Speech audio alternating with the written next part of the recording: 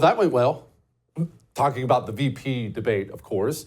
I love politics. You love politics. Well, we kind of love-hate politics, and we watch these debates. I went home, sat down, my wife, my two sons sitting beside me in the living room, and we watched. And man, now, you know this is me. I'm happy to tear the GOP apart. Any politician, there are no sacred cows and never will be on this show. I don't man worship, so you know it's me, Cynical Jesse. That's the best debate performance I think I've ever probably seen in my life. I'm talking about, of course, J.D. Vance. That, for you aspiring politicians, that's exactly how it's done right there. It's kind of I'll do a couple clips in a moment, but kind of an overall picture. Walz was obviously not good, but his bar was very, very low, and he probably did better than I thought he was going to do. But no one thinks that today because he was so overshadowed by calm, cool, collected, pleasant J.D. Vance. Now, I need to explain before we get to the clips something. There were red meat things that a lot of people think J.D. missed last night. And look, for me too. Why, if you're J.D. Vance, why don't you hit Tim Walz on stolen valor? That's a really big deal to me. It's a really big deal to my veteran friends. Why didn't you say this? Why didn't you say that? Well, just strategically understand that last night was only about undecided voters. It's not about you. It was not about me. This was not a GOP primary debate. That teeny tiny sliver of the population that still, and I don't know why people are like this, still doesn't know, what do I go, Kamala Harris? I don't know, I don't really like Donald Trump. I'm not comfortable. The entire hour and 45-minute debate last night was aimed at that human being. Almost all of the undecided voters at this point in time are women. They're going back, they're going forth. So J.D. Vance had to get up there and present the gentle, happy warrior who loves his mother. And man, he nailed that. That was the overall strategy for last night. And that's why some of the red meat things that you may have wanted to see or I wanted to see didn't really make it into the debate. And obviously, the moderators were exactly what we expected them to be. As I explained yesterday, the Biden-Trump debate that ended Joe Biden's political career shook the system to its core, and from now on, you saw it in the ABC debate, you saw it last night on that debate, from now on, the moderators in the channel will rig debates in the favor of Democrats till the end of time. They are never going to let that happen again. And of course, that's why they made January 6th a big thing last night. Would you again seek to challenge this year's election results, even if every governor certifies the results? I'll give you 2 minutes. Well, Nora, first of all, I think that we're focused on the future. We need to figure out how to solve the inflation crisis caused by Kamala Harris's policies, make housing affordable, make groceries affordable, and that's what we're focused on. But I want to answer your question because you did ask it. Look, what President Trump has said is that there were problems in 2020, and my own belief is that we should fight about those issues, debate those issues peacefully in the public square, and that's all I've said, and that's all that Donald Trump has said. Remember, he said that on January the 6th, the protesters ought to protest peacefully. And on January the 20th, what happened? Joe Biden became the president, Donald Trump left the White House, and now, of course, unfortunately, we have all of the negative policies that have come from the Harris-Biden administration. I believe that we actually do have a threat to democracy in this country, but unfortunately, it's not the threat to democracy that Kamala Harris and Tim Walz want to talk about. It is the threat of censorship. That's really well done. That's an issue. I'm not talking about for you or me. You know my thoughts on January 6th and our political prisoners. We're not going to go into that right now. That wasn't for you. It wasn't for me.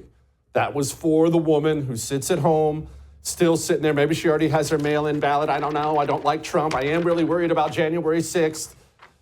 How do you calm her down?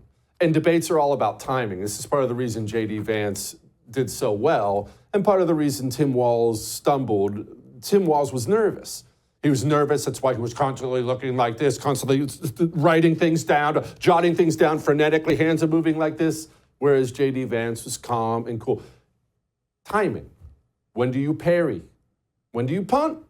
When do you attack? It's all about timing. J.D. Vance nailed that last night.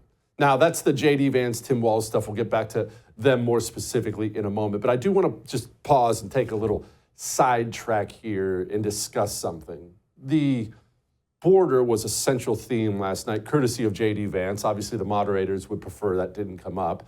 But Tim Walz's answer here, it made me angry, but for a different reason. Most of us want to solve this, and that is the United States Congress. That's the Border Patrol agents. That's the Chamber of Commerce. That's most Americans out here. That's why we had the fairest and the toughest bill on immigration that this nation's seen. It was crafted by a conservative senator from Oklahoma, James Lankford. I know him. He's super conservative, but he's a man of principle, wants to get it done. Democrats and Republicans worked on this piece of legislation. The Border Patrol said, this is what we need in here. These are the experts. And the Chamber of Commerce and the Wall Street Journal said, pass this thing. Kamala Harris helped get there. 1,500 new border agents, detection for drugs, DOJ money to speed up these the adjudications on this, just what America wants. But as soon as I was getting ready to pass and actually tackle this, Donald Trump said no, told them to vote against it because it gives him a campaign issue. I'm not going to get into that answer. I'm not going to get into the moderators. I'm not going to get into very much here. I am just going to once again remind you that James Lankford from the blood red state of Oklahoma tried to work with Democrats to pass an amnesty bill. It was not a border security bill. It would still allow over $1 million a year, amnesty. It was just a wretched bill that James Lankford, in an election year, worked with Democrats on an amnesty bill. And since he did that, he has given cover to Kamala Harris during her debate. She brought it up too. And now Tim Walz during the VP debate, citing him by name, giving him credit, giving them cover. Democrats got elected and opened up the border on purpose, flooded this country with illegal immigrants. It should be the election year issue.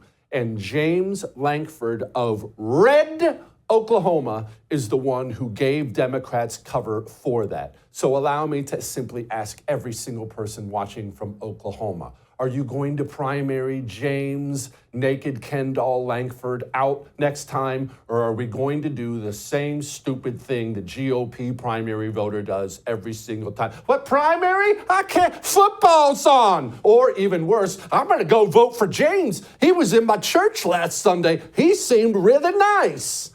Can we please start punishing GOPers in the primary? All right, I'm not going to go off on a tangent. Actually, I just kind of did go off on a tangent, but we're not going to do that. Let's get back to the debate, the moderators specifically. J.D. Vance, you want to talk about parry and attack. When the moderators tried to fact check old J.D., which they were not allowed to do, whoo, boy, this is what he did. And just to clarify for our viewers, Springfield, Ohio does have a large number of Haitian migrants who have legal status, temporary protected status. Well, Margaret, but thank you, Senator. We have so much to get to. Margaret, I think it's important because we're going to turn out of the economy. Thank you, Margaret. The rules were that you guys weren't going to fact check, and since you're fact checking me, I think it's important to say what's actually going on. So there's an application called the CBP One app, where you can go on as an illegal migrant, apply for asylum or apply for parole, and be granted legal status at the wave of a Kamala Harris open border wand. That is not a person coming in, applying for a green card and waiting for 10 years. That is the facilitation of illegal immigration, Margaret, by our own leadership. Thank you, Senator, for describing the legal process. We have so much to get to, Senator. Those laws have been on the books since 1990. Thank you, gentlemen. The CBP One app has not been on the books since 1990. It's something that Kamala Harris created, Margaret. Gentlemen, the audience can't hear you because your mics are cut. We have so much we want to get to. Thank you for explaining the legal process. Yeah, obviously we can talk about that hideous hag right there and her hag partner and hag CNN and how dirty commies are biased. I already explained to you why they were over the top, but JD, well done, sir. Well done. And one final word on Tim Walz. Look, I've lived in the gray area of life for a lot of my life, but I've had a lot of friends that are a little rough around the edges. Been to prison. My friends apparently aren't as rough as Tim Walz's. Yeah, I sat in that office with those Sandy Hook parents. I've become friends with school shooters. I've seen it. I've become friends with school shooters. I've seen it. I've become friends with school shooters. I've seen it. Obviously, he misspoke. That's what happens when you're nervous. I would thank you for coming to my YouTube channel, but I know how brilliant it is, and I know you love it here. So subscribe and watch. We're going to start really ramping things up and putting some funny stuff, some interesting stuff out there, some collaborations. Either way, my YouTube channel is officially the place to be. So stick around.